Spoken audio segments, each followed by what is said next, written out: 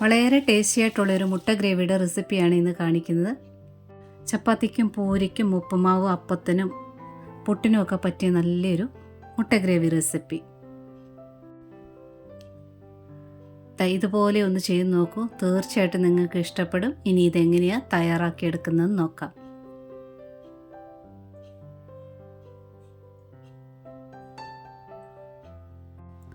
ഒരു കടായി വയ്ക്കുക. ഇനി സവാളയാണ് ചേർക്കുന്നത്. 4 വലിയ സവാള എടുത്തിട്ടുണ്ട്. വളരെ കനം കുറഞ്ഞ് അരിഞ്ഞ് ചേർക്കുക. ഇനി ഒരു 3 തക്കാളി എടുത്തിട്ടുണ്ട്. നല്ല പഴുത്ത തക്കാളി നോക്കി എടുക്കണം. അതും കനം കുറഞ്ഞ് അരിഞ്ഞ് ചേർക്കുക.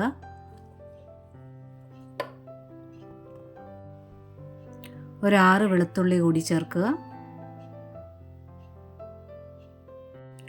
ഇനി ഇഞ്ചി എടുത്തിട്ടുണ്ട് ഒരു കഷ്ണം. അത് ഇതുപോലെ തന്നെ നീളത്തിൽ കനം കുറച്ച് അരിഞ്ഞ് ചേർക്കുക. അതെന്തുകൊണ്ടാണെന്ന് പുറകെ മനസ്സിലാകും. ഇനി ഇതിൻ്റെ കൂടെ കുറച്ച് ഗരം മസാല ചേർക്കാനുണ്ട്. ഒരു 3 ഏലക്ക, ഒരു 4 ഗ്രാമ്പു, ചെറിയ 2 കഷ്ണം പട്ട. മസാലക്കുത്ത് ഒരുപാട് ഇഷ്ടമില്ലാത്തവർക്ക് 2 ഏലക്ക, 2 ഗ്രാമ്പു, ഒരു കഷ്ണം പട്ടയായിട്ട് ചേർക്കാം.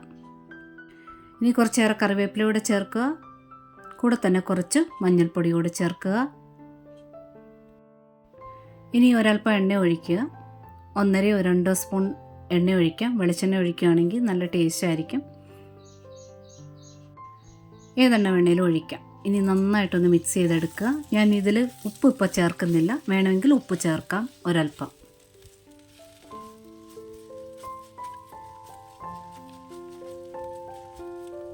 നന്നായിട്ട് മിക്സ് ചെയ്തെടുത്തിട്ട് തട്ടിപ്പൊത്തി മൂടി വെച്ച് വേവിക്കുകയാണ് ചെയ്യുന്നത്. തീ ഒരു മീഡിയം ഫ്ലെയിമിലോട്ട് മാറ്റിയാൽ മതി. ഇടയ്ക്ക് ഒരു പ്രാവശ്യം ഒന്ന് തുറന്നിട്ട് വീണ്ടും ഇതുപോലെ ഒന്ന് തട്ടിപ്പൊത്തി മൂടി വെച്ച് കൊടുക്കണം. നന്നായിട്ട് ചൂടായി കഴിയുമ്പോൾ ആ തക്കാളിയുടെ വെള്ളമൊക്കെ ഇറങ്ങിയിട്ട് ആ തക്കാളിയുടെ വെള്ളം ഒന്ന് വറ്റിക്കിട്ടണം. അതുവരെ ഒന്ന് മൂടി വെച്ച് വേവിച്ചെടുക്കണം. തക്കാളിയിൽ നിന്ന് ഇറങ്ങിയ വെള്ളമൊക്കെ വറ്റി ഒന്ന് ഡ്രൈ ആയിട്ടുണ്ട്. ആ സവാളയൊക്കെ ഒന്ന് വഴന്ന് വന്നിട്ടുണ്ട്. ഇതുപോലെ കനം കുറഞ്ഞ് തന്നെ സവാള അരിഞ്ഞിരിക്കണം. പെട്ടെന്ന് ഒരുപോലെ വാടിക്കിട്ടും തക്കാളിയും സവാളയും. ഈ സമയത്ത് നല്ലൊരു സ്മെല്ലാണ്. ഗരം മസാലയെല്ലാം കൂടി ഇതിൽ ചേരുമ്പോഴത്തേന് കണ്ടില്ലേ, തക്കാളിയെല്ലാം അതിൻ്റെ ആ തോലൊക്കെ ഒന്ന് വിട്ട് വന്നിട്ടുണ്ട് നല്ലവണ്ണം. ഇനി ഇതൊന്ന് കോരി മാറ്റി വയ്ക്കാം. ഒരു പരന്ന പാത്രത്തിലോട്ട് തന്നെ മാറ്റിയിടുക. ഇതൊന്ന് ആറട്ടെ.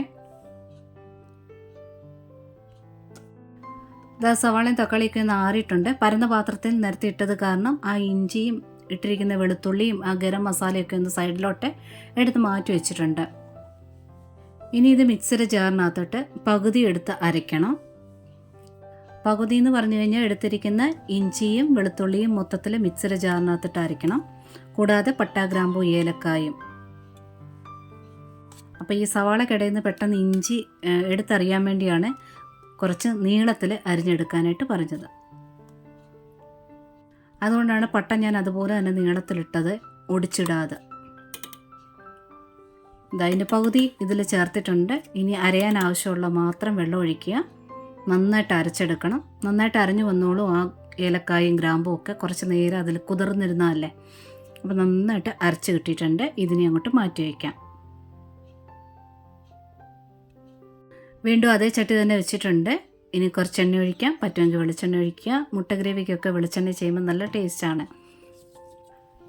കടുക് ഇട്ടിരുന്ന് പൊട്ടി വന്നിട്ടുണ്ട്. കടുക് നന്നായിട്ട് പൊട്ടിയതിന് ശേഷം ഗ്യാസ് ഓഫ് ചെയ്യുക. ഇനി പൊടിയാണ് ചേർക്കുന്നത്. 1 സ്പൂൺ ഫുള്ളായിട്ട് മല്ലിപ്പൊടി ചേർക്കുക. കൂടെ തന്നെ അതിൽ നിന്നൊരല്പം കുറവായിട്ട് കാശ്മീരി മുളക് പൊടിയാണ് ഞാനിവിടെ ചേർത്തത്. ഇനി എണ്ണയിലൊന്ന് മൂപ്പിച്ചെടുക്കുകയാണ്. ചട്ടിക്ക് നല്ല ചൂടുള്ളത് കാരണം ഗ്യാസ് ഇപ്പോൾ ഓണാക്കണ്ട. നന്നായിട്ടൊന്ന് ഇളക്കി കൊടുക്കുക. പൊടിയൊക്കെ ഒന്ന് പതഞ്ഞ് വന്നിട്ടുണ്ട്. നന്നായിട്ട് മൂത്ത് വന്നിട്ടുണ്ട്. ഇനി ഒരു 1/2 ഗ്ലാസ്സിന് താഴെയായിട്ട് വെള്ളം ഒഴിക്കുക. നന്നായിട്ടൊന്ന് മിക്സ് ചെയ്തെടുക്കുക.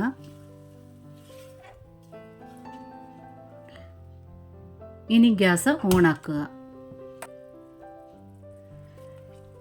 വീണ്ടും നല്ലവണ്ണം ഒന്ന് വഴറ്റിയെടുക്കണം. ഇനി പെട്ടെന്ന് ഈ വെള്ളം വറ്റിക്കോളും. വെള്ളം വറ്റിയിട്ട് എണ്ണ തെളിഞ്ഞ് ഇതുപോലെ ആകണം. അപ്പോൾ കംപ്ലീറ്റ് ആയിട്ട് അതിൻ്റെ ആ പച്ച ടേസ്റ്റ്, ആ മല്ലിപ്പൊടിയുടെയൊക്കെ പച്ച ടേസ്റ്റ് മാറിക്കിട്ടും.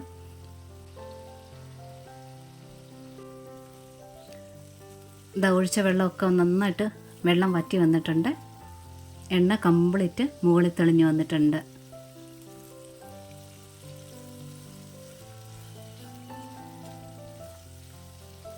ഇനി ഇത് ചേർക്കേണ്ടത് പകുതി വെച്ചിരിക്കുന്ന സവാള.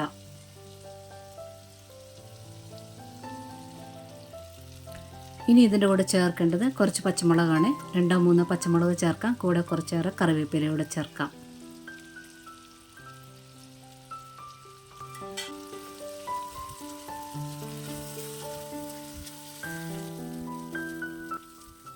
നന്നായിട്ട് മിക്സ് ചെയ്തെടുക്കണം. സവാളയ്ക്കകത്ത് ഞാൻ ഇതുവരെ ഉപ്പ് ചേർത്തിട്ടില്ല. ഇനി ഉപ്പ് ചേർക്കുക. ഇനി അരച്ചു വെച്ചിരിക്കുന്നത് ചേർക്കുക. ഇനി ആ മിക്സിയുടെ ജാറിനകത്തോട്ട് കുറച്ച് വെള്ളം കൂടി ഒഴിച്ച് അതുകൂടി ചേർക്കാം. ഇനി നന്നായിട്ട് ഇളക്കിയെടുത്തതിന് ശേഷം മാത്രം വെള്ളം ഒഴിക്കുക.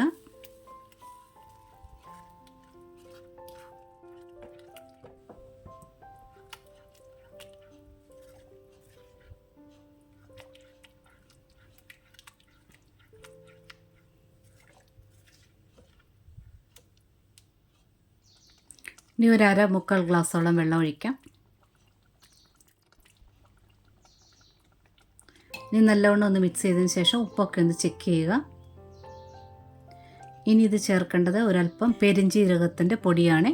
പെരിഞ്ജീരകത്തിൻ്റെ പൊടി കയ്യിലില്ലെന്നുണ്ടെങ്കിൽ സവാളയൊക്കെ അരച്ച സമയത്ത് ഒരല്പം പെരിഞ്ജീരകം ചേർത്ത് ആ കൂട്ടത്തിൽ അരയ്ക്കുക. ഇനി എരിവിനനുസരിച്ച് കുരുമുളക് പൊടി ചേർക്കുക. വീണ്ടും നല്ലവണ്ണം മിക്സ് ചെയ്തെടുക്കുക. ഇത് നല്ലവണ്ണം ഒരു 2-3 മിനിറ്റ് ആയിട്ടുണ്ട്. ആ ഒഴിച്ച വെള്ളമെല്ലാം നല്ലവണ്ണം തിളയ്ക്കാൻ തുടങ്ങിയിട്ടുണ്ട്.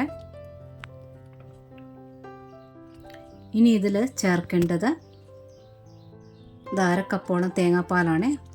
ഒരു 3 തവിയോളം തേങ്ങ എടുത്തിട്ട് ചെറു ചൂടുവെള്ളം ചേർത്ത് നന്നായിട്ട് അരച്ചിട്ട് ഒറ്റ പ്രാവശ്യമായിട്ട് പിഴിഞ്ഞെടുത്താണ്. ഇനി കുറച്ച് മല്ലിയിലൂടെ ചേർക്കാം. മല്ലിയില നല്ല ടേസ്റ്റാണ് ഇതിൻ്റെ കൂടെ. ഇഷ്ടമില്ലാത്തവർക്ക് സ്കിപ്പ് ചെയ്യാവുന്നതാണ്.